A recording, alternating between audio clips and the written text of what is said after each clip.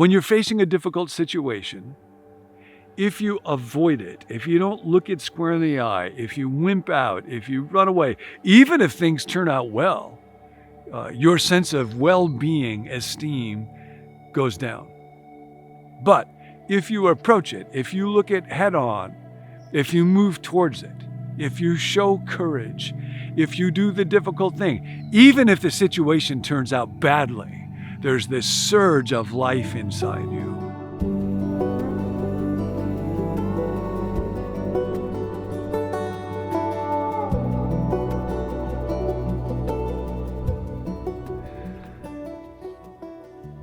Change starts today, and we're talking about courage, bravery, the willingness to face danger, risk, fear, square in the eye.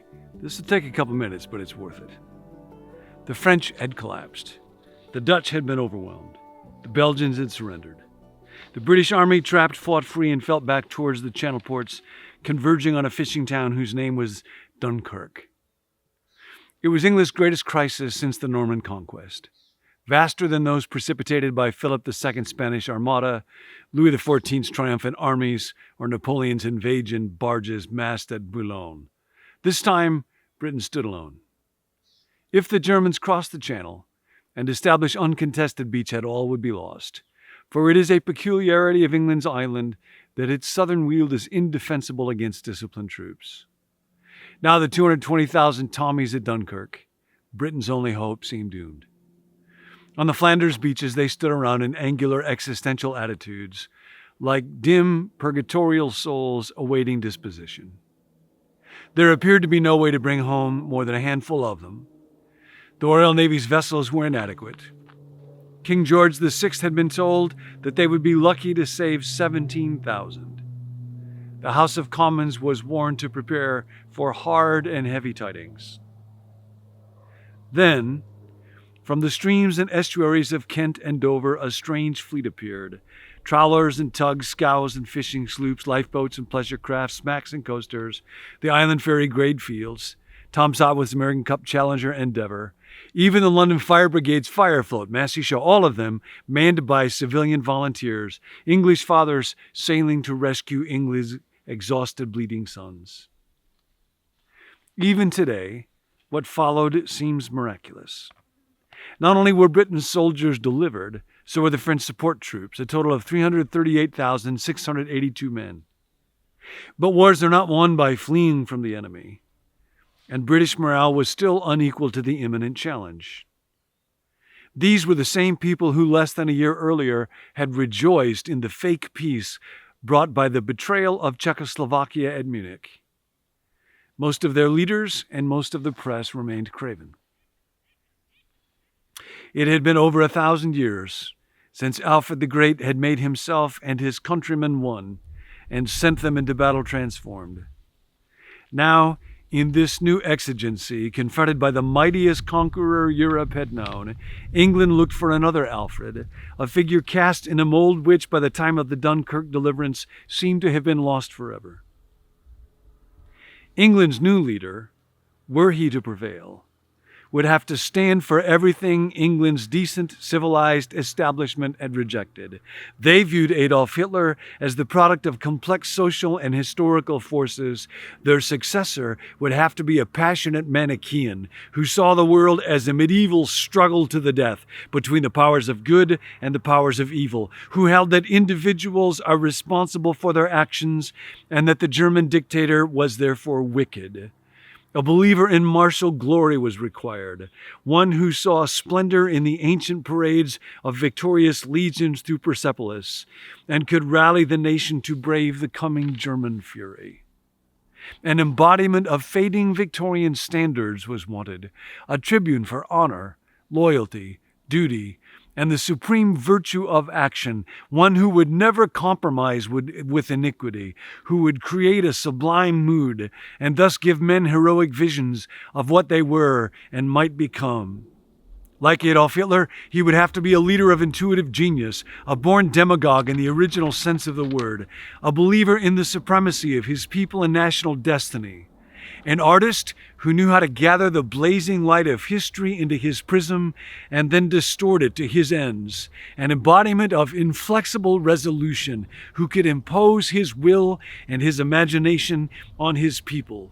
A great tragedian who understood the appeal of martyrdom and could tell his followers the worst, hurling it to them like great hunks of bleeding meat, persuading them that the year of Dunkirk would be one in which it was equally good to live or to die, who could, if necessary, be just as cruel, just as cunning, just as ruthless as Hitler, but who could win victories without enslaving populations or preaching supernaturalism or foisting off myths of his infallibility or destroying or even warping the libertarian institutions he had sworn to preserve. Such a man, if he existed, would be England's last chance.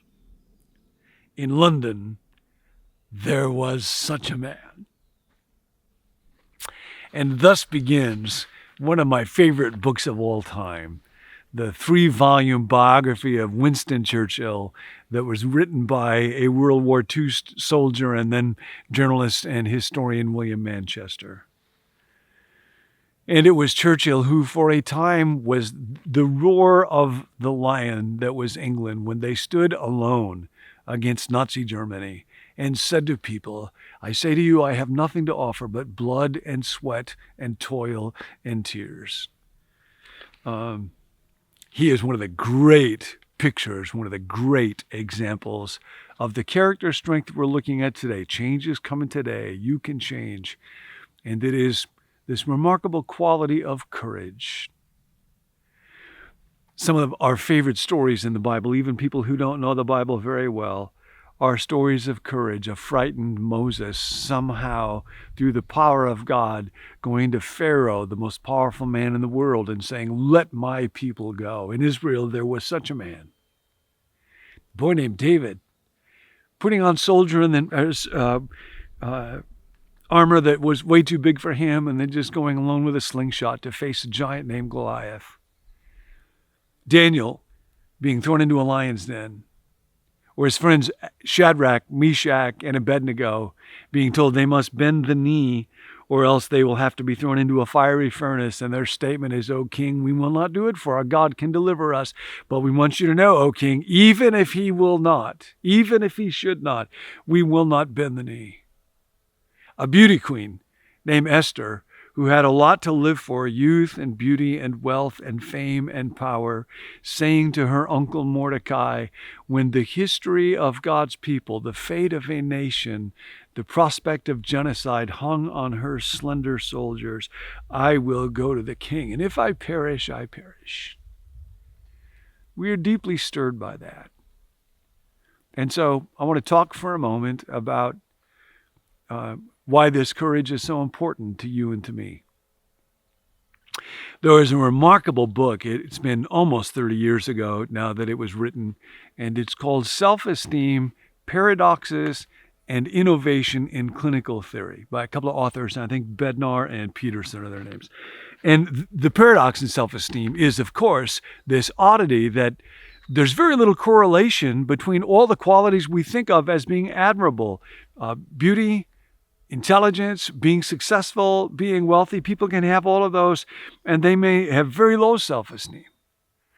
And so they looked at all the studies that were done around self-esteem, and they found this single common thread, that it all has to do with what in psychology is called approach and avoidance. That when you're facing a difficult situation, if you avoid it, if you don't look it square in the eye, if you wimp out, if you run away, even if things turn out well, your sense of well-being, esteem goes down. But if you approach it, if you look it head on, if you move towards it, if you show courage, if you do the difficult thing, even if the situation turns out badly, there's this surge of life inside you. And I think that is deeply a part of the reality of the kingdom in our midst. Your kingdom that God has given you is the range of your effective will.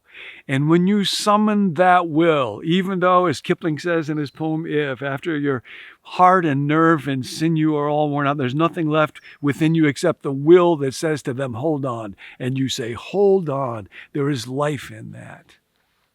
So, the invitation for you today is take one thing that produces fear inside you and move towards it. My friend Blues, who was with the Marines for many decades, talked about this quality that they would say where you run towards the fire, you run towards the gunfire, where everybody else runs away from the danger. That's kind of the human instinct. You run towards it for the sake of your sisters and brothers. And the question I want to encourage you to ask, that I'll sometimes think about, is what's the worst that can happen?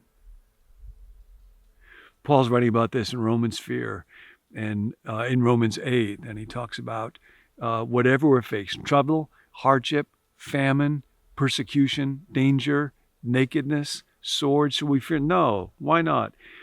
None of those things is able to separate us from the love of God. So what's the worst that can happen to you? Death itself. You may need extraordinary courage today. I think of a woman I know who took a step forward to call into the light what had been in darkness, and knew that she would be opposed and the subject of a lot of hostility, and she wasn't. She did it anyway. I'm just still staggered by that. And then I think of everyday courage. I need courage today. That's part of why I'm telling you this message. Just when life seems difficult, the words that Dante said were over the portal of hell for people that entered. Those words were, abandon hope, all you who enter here. And if today you need maybe not the extraordinary courage to do something unbelievably life-threatening, maybe you need that. Maybe it's just, I got to keep going. In this situation, in this difficulty, with this ache, with this anxiety, with this depression, facing this opposition, I have to put one foot in front of another one, and I got to keep going. You keep going. Because it is hope that lies before us that enables courage. So, one thing today that you're afraid to do, one email you're afraid to write, one conversation you're a little bit afraid to have, could be something tiny. You've been putting off looking at your finances, and so you're going to take a look, just 5 minutes. You don't like cold, so you're going to take a cold shower. Whatever it is, just something so you can know, I did it. There's life in it. There's kingdom in it. There's change in it. And change starts today.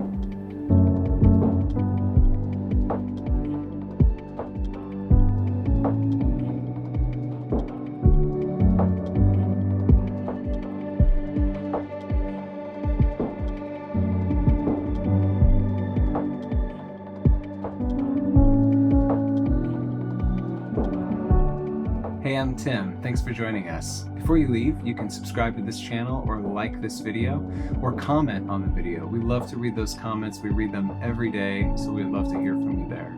If you'd like to receive the emails that go along with each video, you can let us know at becomenew.com/subscribe. Or if you have a prayer request, we would love to pray for you. You can text that request to 855-888-0444. See you next time.